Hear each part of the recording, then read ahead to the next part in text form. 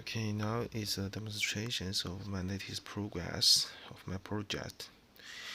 And this board is act as the gateway in my project, and this board is the switch, and this board is the remote control switch. And now I can use the gateway to control the LED on the switch.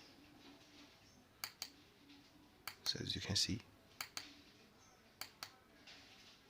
yeah, and the remote control switch also can control the LED in the switch, as you can see. And finally, the switch also can control its own LED.